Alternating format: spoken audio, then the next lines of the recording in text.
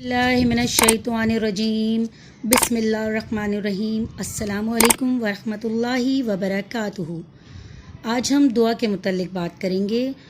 جب یہ بات یقینی ہے اور مانی ہوئی ہے کہ دنیا کا سارا کارخانہ اللہ ہی کے حکم سے چل رہا ہے اور سب کچھ اسی کے قبضے اور قدرت میں ہے، تو ہر چھوٹی بڑی ضرورت میں اللہ سے دعا کرنا بالکل فطری بات ہے۔ اسی لیے ہر مذہب کے ماننے والے اپنی ضرورتوں میں اللہ تعالیٰ سے دعا کرتے ہیں، لیکن اسلام میں اس کی خاص طور سے تعلیم اور تاکید فرمائی گئی ہے۔ قرآن شریف میں ایک جگہ ارشاد ہے، وَقَالَ رَبُّكُمُ ادْعُونِي أَسْتَجِبْ لَكُمْ، اور فرمایا تمہارے پروردگار نے کہ مجھ سے دعا کرو میں قبول کروں گا۔ قُلْ مَا يَعْبَأُ بِكُمْ رَبِّي لَوْلَا دُعَاؤُكُمْ، کہہ دو کیا پرواہ تمہاری میرے رب کو اگر نہ ہوں تمہاری دعائیں۔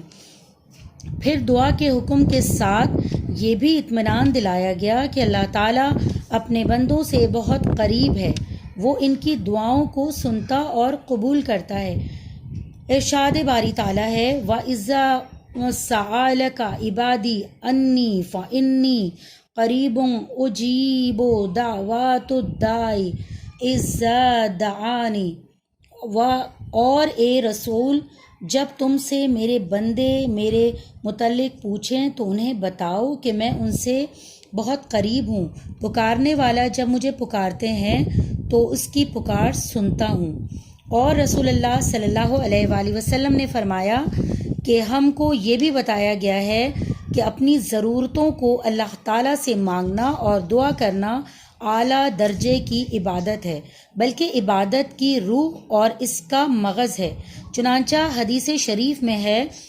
کہ دعا عبادت کا مغز اور جوہر ہے۔ ایک دوسری آیت میں ہے کہ رسول اللہ صلی اللہ علیہ وآلہ وسلم نے فرمایا، اللہ کے ہاں دعا سے زیادہ کسی چیز کا درجہ نہیں، اور اسی لیے اللہ تعالیٰ اس شخص سے ناراض ہوتا ہے جو اپنی ضرورتیں اس سے نہ مانگے۔ چنانچہ ایک حدیث میں ہے کہ اللہ تعالیٰ اس بندے پر ناراض ہوتا ہے جو اپنی حاجتیں اور ضرورتیں اس سے نہیں مانگتا۔ سبحان اللہ۔ دعا میں کوئی آدمی اگر اپنے کسی گہرے دوست سے یا اپنے کسی عزیز و قریب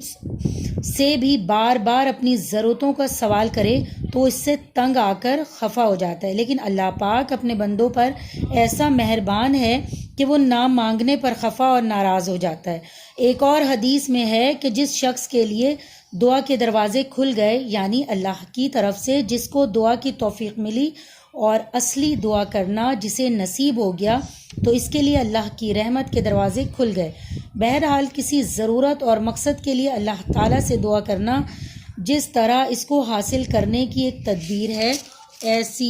اسی طرح وہ ایک اعلیٰ درجے کی عبادت بھی ہے جس سے اللہ تعالیٰ بہت راضی اور خوش ہوتا ہے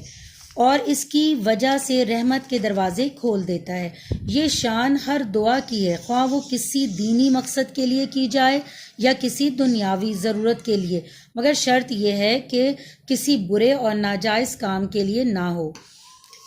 ناجائز کام کے لیے دعا کرنا بھی ناجائز اور گناہ ہے۔ یہاں ایک بات یہ بھی یاد رکھنے کی ہے کہ دعا جس قدر دل کی گہرائی سے اور اپنے کو جس قدر عاجز اور بے بس سمجھ کر اور اللہ کی قدرت اور رحمت کے جتنے یقین کے ساتھ کی جائے گی، اسی قدر اس کے قبول ہونے کی زیادہ امید ہوگی۔ جو دعا دل سے نہ کی جائے بلکہ رسمی طور پر صرف زبان سے کی جائے، وہ دراصل دعا ہی نہیں ہے۔ حدیث شریف میں ہے کہ اللہ تعالیٰ وہ دعا قبول نہیں کرتا جو دل کی غفلت کے ساتھ کی جائے۔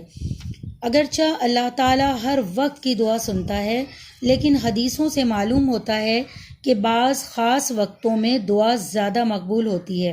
مثلاً فرض نمازوں کے بعد اور رات کے آخری حصے میں، یا روزے کے افطار کے وقت، یا ایسے ہی کسی اور نیک کام کے بعد،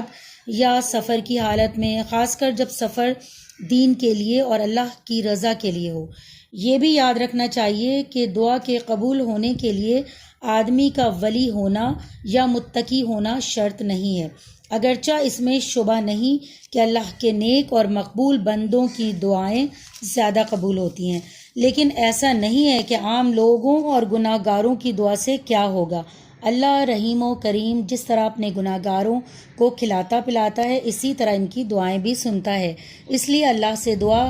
سب کو کرنا چاہیے۔ ابھی بتایا جا چکا ہے کہ دعا مستقل عبادت بھی ہے، اس لیے دعا کرنے والے کو ثواب تو بہرحال ملے گا، اور اگر چند دفعہ دعا کرنے سے مقصد حاصل نہ بھی ہو تو مایوس اور نا امید ہو کر دعا چھوڑ نہ دینا چاہیے۔ اللہ تعالی ہماری خواہش کا پابند نہیں، کبھی کبھی اس کی حکمت کا تقاضا یہی ہوتا ہے کہ دعا دیر سے قبول کی جائے، اور بندے کی بہتری بھی اسی میں ہوتی ہے، لیکن بندہ اپنی نادانی کی وجہ سے اس کو جانتا نہیں ہے، اس لیے جلد بازی کرتا ہے اور مایوس ہو کر دعا کرنا چھوڑ دیتا ہے۔ الغرض بندے کو چاہیے کہ اپنی ضروریات اور اپنے مقاصد کے لیے اللہ تعالیٰ سے دعا کرتا ہی رہے، معلوم نہیں اللہ تعالیٰ کس دن اور کس گھڑی سن لے۔ رسول اللہ صلی اللہ علیہ وآلہ وسلم نے دعا کے متعلق ایک بات یہ بھی بتائی ہے کہ دعا ضائع اور بیکار کبھی نہیں جاتی، لیکن اس کے قبول ہونے کی صورتیں مختلف ہوتی ہیں۔ کبھی ایسا ہوتا ہے کہ اللہ تعالیٰ اس بندے کو وہ چیز دینا بہتر نہیں سمجھتا، اس لیے وہ تو ملتی نہیں، لیکن اس کے بجائے کوئی اور نعمت اس کو دے دی جاتی ہے، یا کوئی آنے والی بلا اور مصیبت ٹال دی جاتی ہے، یا اس دعا کو اس کے گناہوں کا کفارہ بنا دیا جاتا ہے۔ چونکہ بندے کو اس کے راز کی خبر نہیں، اس لیے وہ سمجھتا ہے کہ میری دعا بیکار گئی، اور کبھی ایسا ہوتا ہے کہ اللہ تعالیٰ دعا کو آخرت کے لیے ذخیرہ بنا دیتا ہے، یعنی بندہ جس مقصد کے لیے دعا کرتا ہے وہ تو اللہ تعالیٰ اس کو دنیا میں اس کو نہیں دیتا، لیکن اس دعا کے بدلے آخرت کا بہت بڑا ثواب اس کے لیے لکھ دیا جاتا ہے۔ ایک حدیث میں ہے کہ بعض لوگ جن کی بہت سی دعائیں دنیا میں قبول نہیں ہوتی تھیں، جب آخرت میں پہنچ کر اپنی ان دعاؤں کے بدلے میں ملے ہوئے ثواب اور نعمتوں کے ذخیرے دیکھیں گے تو حسرت سے کہیں گے کہ کاش دنیا میں ہماری کوئی بھی دعا قبول نہ ہوتی اور سب کا بدلہ ہمیں یہی ملتا۔ بہرحال اللہ تعالیٰ پر ایمان رکھنے والے ہر بندے کو اللہ تعالیٰ کی قدرت اور اس کی شان کریمی پر پورا یقین رکھتے ہوئے قبولیت کی پوری امید اور بھروسہ کے ساتھ اپنی ہر ضرورت کے لیے اللہ تعالیٰ سے دعا کرنی چاہیے، اور بالکل یقین رکھنا چاہیے کہ دعا ہرگز ضائع نہیں کی جائے گی۔ جہاں تک بن پڑے دعا ایسے اچھے الفاظ میں کرنے چاہیے جن سے اپنی عاجزی اور بیچارگی اور اللہ تعالیٰ کی عظمت اور کبریائی ظاہر ہو۔ قرآن شریف میں ہمیں بہت سی دعائیں بتائی گئی ہیں،